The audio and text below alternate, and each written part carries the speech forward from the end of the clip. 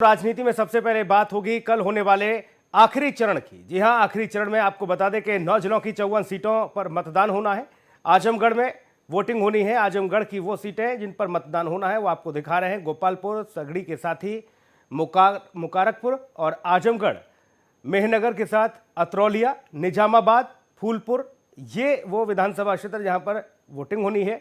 मऊ की अगर बात की जाए तो यहां पर ये सीटें हैं, मधुबन है, घोसी है, मोहम्मदाबाद गोहना सीट है और मऊ, इन पर चुनाव होना है। इसके साथ ही आपको बता दें 9 जिले हैं और 54 सीटें हैं। गाजीपुर की जाखनिया है, सैदपुर है, गाजीपुर सीट है और जंगीपुर के साथ ही जहूराबाद, मोहम्मदाबाद और जमानिया में वोट पड़ने हैं।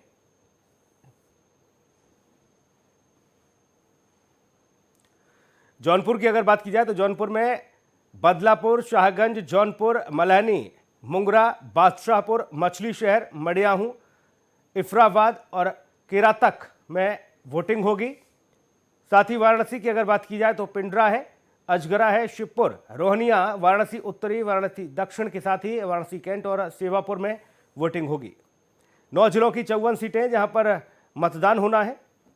इसके अलावा मिर्जापुर, यहाँ पे आपको बता दें कि 96, मिर्जापुर, मझवा, चुनार के साथ ही मड़िहान, इन विधानसभा क्षेत्रों में वोट पड़ेंगे। तो मिर्जापुर जनपद की ये सीटें। अब भदोही की बात करते हैं। भदोही में भदोही, ज्ञानपुर और औराई में मतदान होना है। चंदौली की बात की जाए तो चंदौली के मुगल सराय, सकलडीहा, सैयदपुरा में वोटिंग होगी। सोनभद्र के घोराबल, रॉबर्टगंज और ओबरा के साथ ही दुद्धी में मतदान होना है। आजमगढ़ में ये सीटें गोपालपुर, सगड़ी और मुबारकपुर के साथ ही आजमगढ़, मेहनगर, अतरौलिया, निजामाबाद, फूलपुर, पवई और दीदारगंज के साथ ही लालगंज में वोटिंग होगी। अब 2017 में 54 सीटों में से भारतीय जनता पार्टी और उसके सहयोगी ने 36 सीटों पर विजय लहराई थी, विजय पताका। और इसमें समाजवादी पार्टी की अगर बात की जाए तो 11 सीट, बीएसपी 5 सीट और निषाद पार्टी को 1 सीट हासिल हुई थी। 2017 में किसको कितनी सीट मिली ये हम आपको बता रहे हैं। 17 में 54 सीटों में से 36 सीटों पर भारतीय जनता पार्टी ने जीत दर्ज की थी।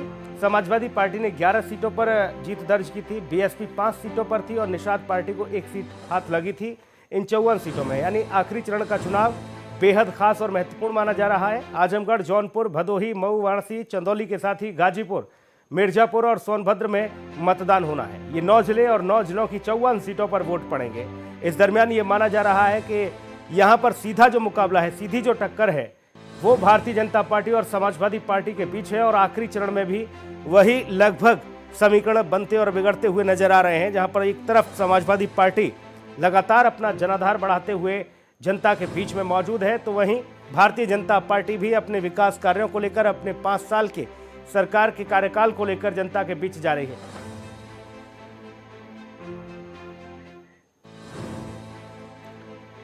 नौ जिले की 54 सीटों पर मतदान होना है। आपको बता दें आजमगढ़, जौनपुर, भदोही, मऊ, वाराणसी, चंदौली के साथ गाजीपुर, मिर्जापुर और सोनभद्र में वोटिंग होगी। 7वें चरण का ये चुनाव अंतिम चरण और 54 सीटों पर वोटिंग होनी है।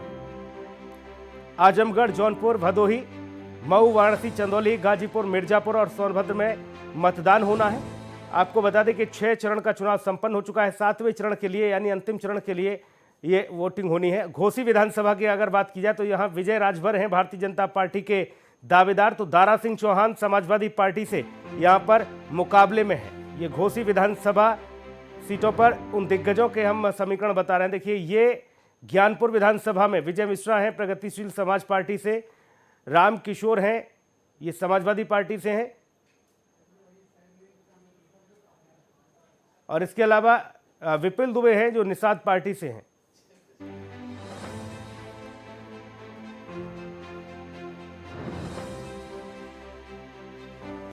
राम सूरत राजभर हैं भारतीय जनता पार्टी के फूलपुर पवई विधानसभा में, तो रमाकांत यादव हैं समाजवादी पार्टी के प्रबल दावेदार। इनके बीच कड़ा मुकाबला माना जा रहा है।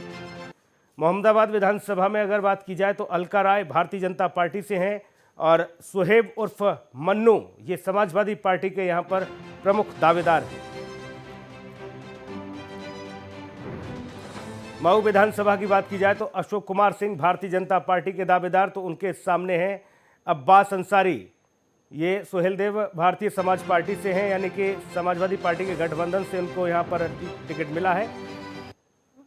जहूराबाद विधानसभा की बात की जाए तो कालीचरण राजभर हैं भारतीय जनता पार्टी से, ओम प्रकाश राजभर सुहेलदेव भारतीय समाज पार्टी से और सादाब फातिमा है ये बहुजन समाज पार्टी से दावेदार। शिवपुर विधानसभा की बात की जाए तो अनिल राजभर भारतीय जनता पार्टी से यहाँ पर चुनावी मैदान में है। अरविंद राजभर हैं सुहेलदेव भारतीय समाज पार्टी से। ओम प्रकाश राजभर की पार्टी जिसका गठबंधन है समाजवादी पार्टी के साथ। घोसी विधानसभा विजय राजभर और दारा सिंह चौहान के बीच कड़ा मुकाबला होगा। ज्ञानपुर में त्रिकोणीय मुकाबला माना जा रहा है, तो वहीं फूलपुर पवई में और सीधे तौर पर टक्कर भाजपा और समाजवादी पार्टी के बीच। मोहम्मदाबाद में भी सेम समीकरण, यहाँ पर भारतीय जनता पार्टी और समाजवादी पार्टी के बीच टक्कर है। भाजपा से यहाँ मऊ की अगर बात की जाए तो अशोक कुमार सिंह हैं और अब्बास अंसारी हैं मुख्तार अंसारी के बेटे। कालीचरण राजभर, ओम प्रकाश राजभर और सादाब फातिमा, ये जहूराबाद विधानसभा सीट में त्रिकोणीय मुकाबला, 3 प्रबल दावेदार।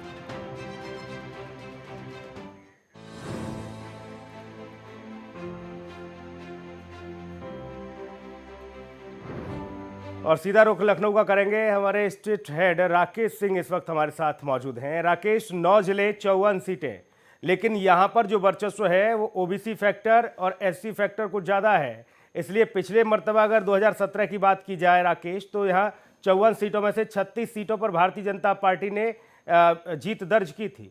लेकिन इस बार तो मामला बहुत कठिन है क्योंकि सीधी टक्कर समाजवादी पार्टी दे रही है बीजेपी को। देखिए, इस जगह लास्ट चरण का चुनाव जो चल रहा है, इस लास्ट चरण के चुनाव में 2017 में जब बीजेपी की प्रचंड बहुमत आई थी और बीजेपी प्रचंड बहुमत के साथ सरकार बनाई थी, उस समय भी आजमगढ़, क्योंकि अखिलेश यादव जी का क्षेत्र है और आजमगढ़ क्षेत्र से उनको सर्वाधिक सीट उधर से मिली थी। जो 47 सीट उनको पूरी प्राप्त हुई थी, उसमें सर्वाधिक सीट उनको उसी क्षेत्र से मिली थी जहाँ चुनाव है। और इस बार स्थिति विपरीत है, पहले चरण से लेकर 6वें चरण तक, और हर जगह अखिलेश यादव ही भारतीय जनता पार्टी को कड़ी टक्कर दे रहे हैं। ऐसे में निश्चित तौर पर जो 36 सीट भारतीय जनता पार्टी चुनाव जीती थी, निश्चित तौर पर, और उस परिवेश में अखिलेश यादव जो लहर थी उस समय भी 7वें चरण में मजबूत थे और उनको सबसे ज्यादा सीट वहीं से मिली थी। तो निश्चित तौर पर इस बार 17 में 11 सीटें मिली थी राकेश समाजवादी पार्टी को। 54 सीटों पर जीत जो दर्ज करने के लिए राजनीतिक पार्टियों ने कमर कसी थी। 17 में 36 पर भारतीय जनता पार्टी थी, 5 सीटें समाजवादी पार्टी के खाते में, वो माफ कीजिएगा, बहुजन समाज पार्टी के खाते में गई थी। 11 सीटों पर सपा ने यहाँ विजय पताका लहराया था और 1 सीट निषाद पार्टी के पास थी। वही हम कह रहे हैं कि जब स्थिति विपरीत थी और भारतीय जनता पार्टी की प्रचंड लहर थी, उस समय समाजवादी पार्टी उन क्षेत्रों से 20% जो सीट है, यानी 11 सीट लाई थी 54 में, यानी 20% सीट लाई थी। तो ऐसे में इस बार तो समाजवादी पार्टी प्रमुख प्रतिद्वंदी के रूप में भारतीय जनता पार्टी से पहले चरण से ही अब तक लड़ रही है। और मुद्दा भी जो इस समय चल रहा है, बेरोजगारी का मुद्दा, महंगाई का मुद्दा, और सबसे बड़ी बात यह है कि जो चुनाव होना है जिन जनपदों में, उन जनपदों में चुनाव, आपने भी बताया कि पिछड़ा अल्पसंख्यक वो गढ़ है, और ऐसे में निश्चित तौर पर इस बार का चुनाव वहां का कुछ दिलचस्प होगा। और जो समाजवादी पार्टी की 2017 की स्थिति थी, निश्चित तौर पर उससे अब लग रहा है कि जब आज की डेट में समाजवादी पार्टी सबसे अधिक लड़ाई में है, संघर्ष में है, तो निश्चित ही पलड़ा समाजवादी का भारी दिखेगा। बिल्कुल राकेश, और ये आकलन इसलिए भी किया जा रहा है कि पिछली बार की अगर बात की जाए तो ओम प्रकाश राजभर भी वो भारतीय जनता पार्टी के साथ में थे, और इसके अलावा चाहे दारा सिंह चौहान की बात की जाए वो भारतीय जनता पार्टी के साथ थे, और भी तमाम ऐसे समीकरण थे। इस बार जो प्रयोग अखिलेश यादव के द्वारा किया गया है वो प्रयोग पिछली मर्तबा भारतीय जनता पार्टी ने किया था, इसलिए ये 54 सीटों में से जो 36 सीटें आई थी भारतीय जनता पार्टी की, इसलिए वो जातिगत समीकरणों के आधार पर भी माना गया था कि इसलिए भारतीय जनता पार्टी ने विजय हासिल की थी। एकदम सही कह रहे हैं, क्योंकि जहां इस समय चुनाव है पिछड़ा वर्ग से, जो अति पिछड़े वर्ग में आपके मौर्य, यानी मौर्य बिरादरी की, दूसरी तरफ स्वामी प्रसाद मौर्य जो इस बिरादरी के नेता हैं वो भी समाजवादी में आ गए हैं। राजभर समाज का कई विधानसभा क्षेत्रों में बहुसंख्यक वोट है, और राजभर समाज के ओम प्रकाश राजभर भी इस बार समाजवादी पार्टी से हैं। वहीं पर दलित समाज से दारा सिंह चौहान है, तो निश्चित तौर पर, और मऊ से ही है, मऊ से ही विधायक भी रहे हैं, वहीं से बसपा गवर्नमेंट में राज्यसभा सदस्य भी रहे हैं। तो निश्चित तौर पर इन समाज का जो ध्रुवीकरण समाजवादी पार्टी के साथ ये लोग जुड़े हैं, तो निश्चित उसका लाभ समाजवादी पार्टी को मिलेगा। यहाँ के जातिगत समीकरणों पर तो हम लगातार राकेश बात कर ही रहे हैं। अगर यहाँ के मूल विषयों की बात की जाए, मूल मुद्दों की बात की जाए, तो कौन कौन से मुद्दे हैं जो 54 सीटों पर सबसे ज्यादा प्रभावित करते हैं मतदाता को? देखिए, सबसे बड़ी मतदाता को सबसे बड़ी सीट तो आपकी मुख्य सीट तो आजमगढ़ है। आजमगढ़ की भी सीट जो है, वहाँ के अनेक मुद्दे हैं। सबसे बड़ा चीज वहाँ शुरू से दो बिरादरी की वर्चस्व की लड़ाई रही है, यादव और छत्री की। तो वहाँ दोनों बिरादरी के लोग कभी कभी मतदान के समय ये लोग दोनों का विपरीत में मत पड़ता है। बने रहिएगा राकेश बने रहिएगा। साहबदीन भी हमारे साथ मौजूद हैं फोन लाइन पर। साहबदीन, काउंटडाउन शुरू हो चुका है। सुबह 7 बजे से अंतिम चरण की जो प्रक्रिया है वो शुरू हो जाएगी। शाम 6 बजे सब कुछ समाप्त हो जाएगा। लोकतंत्र के महापर्व की आखिरी आहुति लग जाएगी और उसके बाद 10 मार्च को इंतजार होगा। प्रदेश के लिए एक नया उदय होगा सूर्य, उस दिन नई सरकार चुनी जाएगी। ऐसे में इस अंतिम चरण को किस तरह से देखा जा रहा है, किस तरह का जोश मतदाताओं में दिख रहा है? देखिए, जोश की जो बात आप कर रहे हैं, आज आपने देखा होगा प्रयागराज का एक दृश्य आपने देखा होगा। दूसरी तरफ बदलाव की एक राजनीति आप लगातार देख रहे हैं। और जो आप कह रहे हैं कि बदलाव 10 मार्च को एक नया सूर्य उदय होगा, तो जाहिर सी बात है ये सब बदलाव देखते हुए और जिस तरह से अखिलेश यादव ने इस बार जो रणनीति अपनाई है, जो छोटे छोटे दल है और जो एक जाति का क्योंकि इस चुनाव में जाति का बहुत बड़ा फैक्टर काम किया है और इसी फैक्टर को मजबूत करने के लिए अखिलेश यादव ने छोटे छोटे दलों से समीकरण गठबंधन किया है। और जो छोटे छोटे दल के लोग जुड़े हैं उनका एक अपनी जाति पर ठीक ठाक प्रभाव रहा है। चाहे हम राजभर की बात करें, चाहे केशवदेव मौर्य की बात करें, चाहे स्वामी प्रसाद मौर्य की बात करें और चाहे उधर पश्चिम में जयंत चौधरी की बात करें, तो ये जो तमाम ये गठबंधन उन्होंने छोटे छोटे दलों से किया है, ये एक बहुत ही सोची समझी रणनीति के साथ किया है। और इस बार ये जो चुनाव है ये जाति का चुनाव हो रहा है और इसमें जातियां बहुत महत्वपूर्ण भूमिका निभा रही हैं, निर्णायक भूमिका निभा रही हैं। और यही कारण है कि इस बार शायद जो पहले अब तक जो चुनाव होते थे बीजेपी के लिए, उसमें मोदी चेहरा होते थे और मोदी के नाम पर वोट मिल जाता था।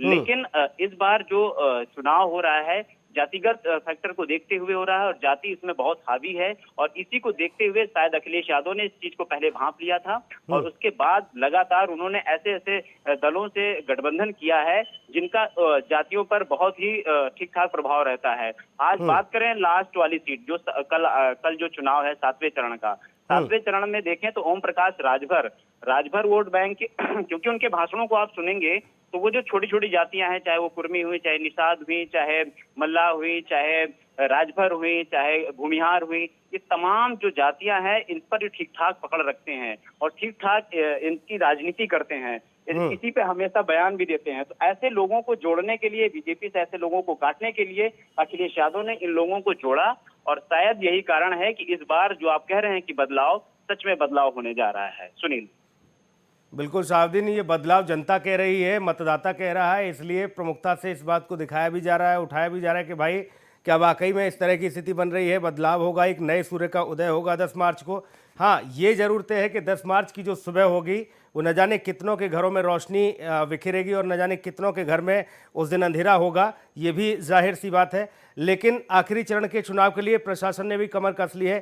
शाहबुद्दीन, 2017 के समीकरणों को अगर देखा जाए तो जाहिर तौर पर यहाँ पर जातिगत फैक्टर उस समय भी काम किया था, क्योंकि आज जो प्रयोग समाजवादी पार्टी के प्रमुख ने किया अखिलेश यादव ने, ये प्रयोग पहले भारतीय जनता पार्टी कर चुकी है, इसलिए 54 में से 36 सीटों पर जीत दर्ज की थी बीजेपी ने। इस बार चूंकि देखिए उस विषम परिस्थिति में भी मोदी लहर मानो या कोई भी समीकरण मानो, उस दौर में भी 11 सीटों पर समाजवादी पार्टी ने जीत दर्ज की थी। लेकिन इस बार तो ये जो 54 सीटें हैं वो बहुत निर्णायक भूमिका में रहने वाली हैं और जाहिर तौर पर यहाँ का जो मतदाता है वो चाहे वो विकास की राजनीति हो या फिर जातिगत समीकरणों की राजनीति हो, भारतीय जनता पार्टी के अंतिम इस चरण तक आते आते जो चेहरों पर बल दिख रहा है वो दर्शाता है कि अंतिम चरण उनके लिए कितना ज्यादा नुकसान पहुंचा सकता है? हाँ बिल्कुल, देखिए पिछली बार जो बीजेपी ने किया था वही यही काम उन्होंने भी किया था। होता क्या है कि जब आप कोई एक आवाज उठा रहे हैं और उसी वही आवाज 10 लोग और उठाने लगते हैं तो उसमें माहौल बनता है। यही काम बीजेपी ने पिछली बार किया था 2017 में, उस काम को अखिलेश यादव ने परखा और वही काम आज 2022 में अखिलेश यादव कर रहे हैं। जो भी बीजेपी से नाराज भी पार्टियां हैं उनको अपनी तरफ आकर्षित किया, उनको अपने साथ जोड़ा और जोड़ने के बाद आज शायद यही कारण है कि राजभर भी इनके साथ हैं, जो मुखरता से एक बीजेपी का बड़ा पिछली बार जो जिस तरह से उन्होंने अखिलेश यादव के खिलाफ मोर्चा खोला था, इस बार वो बीजेपी उससे ज्यादा मजबूती के साथ, क्योंकि मंत्री रह चुके हैं। पिछली बार शायद उनका वो वजूद नहीं था क्योंकि पूर्वांचल में रहता है, लेकिन प्रदेश की राजनीति में उतना वजूद नहीं था। लेकिन इस बार वो बीजेपी में शामिल होने के बाद, जब मंत्री बने, मंत्री होने के बाद अब जिस तरह से मुखरता से और बहुत ही करारे तरीके से बीजेपी के ऊपर वार करते हैं और खासकर उन मुद्दों को उठाते हैं, उन जातियों की बात करते हैं जो ओबीसी वर्ग की हो या निचले तबके के लोगों की बात उठाते हैं। बिल्कुल जाहिर तौर पर साहबुद्दीन, रोकूंगा आपको। सोनाली पटवा भी हमारी सहयोगी जुड़ गए हैं, उनके पास जाऊं, लेकिन उससे पहले राकेश, आपको आवाज मिल रही है? राकेश, आपको आवाज मिल रही है? राकेश फिलहाल शायद लाइन पे नहीं है। सोनाली पटवा, वाराणसी में किस तरह का माहौल, किस तरह के मुद्दे जनता के, क्या उत्साह, क्या जोश, राजनीतिक समीकरण क्या कुछ कह रहा है सोनाली? जी, आपको बता दें कि 7वें चरण का जो मतदान है वो कल वाराणसी में होने वाला है। तो बात की जाए पार्टियों की, तो इस बार जिस तरह से 2017 में बीजेपी के 8 विधानसभा सीट से बीजेपी ने जीत हासिल की थी, पर इस बार अगर वाराणसी वासियों की बात की जाए तो जनता में बहुत बदलाव देखने को मिला है, क्योंकि यहाँ के जो युवा है वो युवा समाजवादी पार्टी को सपोर्ट करते हुए नजर आ रहे हैं। आपको बता दें कि इस बार भी भाजपा और समाजवादी पार्टी की टक्कर जो है वो कांटे की होने वाली है। और रही बात यहाँ पे बाकी विधानसभा क्षेत्रों की, तो दक्षिणी विधानसभा क्षेत्र से आपको ये बता दें कि जहाँ कैबिनेट मिनिस्टर नीलकंठ तिवारी वहाँ पे हैं, जिनका काशी विश्वनाथ धाम वहाँ पे पड़ता है, वहाँ पर सपा के किशन दीक्षित बहुत कड़ी टक्कर दे रहे हैं, क्योंकि उन्होंने क्षेत्र के लिए कोई विकास नहीं किया हुआ है। लोग अगर नीलकंठ को वोट देते भी हैं तो वो भाजपा और मोदी और योगी के नाम पर देने वाले हैं। जी, आपको बता दें कि बनारस में जो इस बार सपा और भाजपा की बहुत कड़ी टक्कर देखने को मिल रही है। 8 विधानसभा में से करीब 4 ऐसे विधानसभा है जहां पे पूरी तरह से सपा हावी नजर आ रही है। बहुत शुक्रिया आपका जानकारी के लिए। शाहबुद्दीन, ये जो समीकरण है और जो लगातार हम जिस पर चर्चा कर रहे हैं, ये अंतिम चरण जो है वो भारतीय जनता पार्टी के लिए मुफीद साबित नहीं हो रहा है, ऐसे समीकरण कह रहे हैं। लेकिन 10 तारीख को हालांकि ये तय हो जाएगा कि आखिरकार ये अंतिम चरण ने क्या निर्णायक भूमिका अदा करी। देखिए, बीजेपी 7वें चरण को अपना बहुत ही मजबूत गढ़ बताने की कोशिश कर रही है और इसने साबित करने की कोशिश भी की, और इसी को साबित करने के लिए प्रधानमंत्री मोदी और तमाम मंत्री उनके, चाहे वो केंद्रीय हों चाहे वो यूटी के मंत्री हों, सब लोग उसमें वहां पे शामिल हुए उनके आखिरी रोड शो में। और यूटी के आखिरी चरण में खासकर बनारस को लेकर, बनारस में उन्होंने पूरा अपनी जान लगा दी, क्योंकि वो प्रधानमंत्री मोदी का संसदीय क्षेत्र है और वहां पर अगर उनकी हार होती है तो वो कहीं ना कहीं एक गलत मैसेज जाएगा और जो गलत मैसेज 2024 में उनको नुकसान पहुंचाएगा। तो शायद यही कारण है। अच्छा, दूसरी बात, एक बड़ा क्योंकि इस बार अगर सरकार बदल जाती है तो फिर जिस तरह से ये बीजेपी को घेरेंगे तमाम पार्टियां जो हैं, विपक्षी पार्टियां, उसमें फिर बीजेपी अकेले पड़ जाएगी और तमाम पार्टियां उनके ऊपर हावी होने की कोशिश करेंगी। इसलिए वो प्रधानमंत्री मोदी का क्षेत्र जो खासकर है वाराणसी, उसको वो बचाना चाहते हैं। ठीक ठाक वहां पर अपनी सीट निकालने की पूरी पुरजोर कोशिश है। लेकिन वहां भी हमने एक चीज देखा कि वहां पर भी राहुल गांधी भी पहुंच गए, प्रियंका गांधी भी पहुंच गई, वहां से मायावती तो खुद नहीं गई, लेकिन सतीश चंद्र मिश्रा और उनके पार्टी के तमाम नेता, इधर से अखिलेश यादव का रोड शो। तो देखा जाए तो जिस तरह से, और सबका वार सिर्फ एक ही बीजेपी पर ही था, सबने खुला जो वार था, जो इन्होंने एक हमला होता है, राजनीतिक हमला होता है, उन्होंने सिर्फ सीधा बीजेपी भी किया, चाहे वो कांग्रेस रही हो चाहे वो समाजवादी पार्टी रही हो। तो वहां पर वो कमजोर करना चाहते हैं विपक्षी पार्टियां और खुद को बीजेपी अपना मजबूत करना चाहती है। तो देखना होगा कि आखिर जो विपक्षी पार्टियां हैं वो उनको कितना कमजोर कर पाई हैं या बीजेपी अपनी साख बचाने में वहां कामयाब होती है। लेकिन वही दूसरी तरफ बात करें अगर आजमगढ़ की, आजमगढ़ में जो सपा का दबदबा रहता है, अखिलेश यादव वहां से सांसद हैं और जो जितनी भी सीटें हैं लगभग वहां पर सपा का ठीक ठाक दबदबा रहता है, तो वहां पर बीजेपी उनको घेरने की कोशिश कर रही है। वहीं दूसरी तरफ जौनपुर की बात करें तो वहां भी जौनपुर की मल्हनी सीट बहुत ही इंपॉर्टेंट सीट है, वहां पर अखिलेश यादव भी जाते हैं प्रचार करने, लकी यादव का, मुलायम सिंह यादव भी पहुंच जाते हैं। और दूसरी तरफ देखिए धनंजय सिंह उतरे हैं, बीजेपी से तो नहीं आए हैं, वो जनता दल से उन्होंने टिकट लिया है और उसके बाद से वहां से वो मजबूती के साथ वहां सपा को टक्कर दे रहे हैं। तो एक सबसे महत्वपूर्ण सीट मल्हनी की भी है। फिर देखना होगा कि यहाँ इन जो पूर्वांचल का ये 3-4 जिले हैं, गाजीपुर, वाराणसी, जौनपुर और आजमगढ़, इसमें कौन कितने मजबूती से आ रहा है। हालांकि सभी ने अपना कोशिश की है दिखाने की कि हम मजबूत हैं, लेकिन ये तो समय बताएगा, 10 तारीख को बताएगा कि कौन कितने मजबूती से आ रहा है। लेकिन जो आज दृश्य इलाहाबाद में देखने को मिला, प्रयागराज में देखने को मिला, वो जो छात्रों का गुस्सा है वो कहीं ना कहीं बीजेपी के अगेंस्ट है। इससे बीजेपी को नुकसान भारी मात्रा में होगा। बहुत शुक्रिया शहाबुद्दीन आपका तमाम जानकारी के लिए।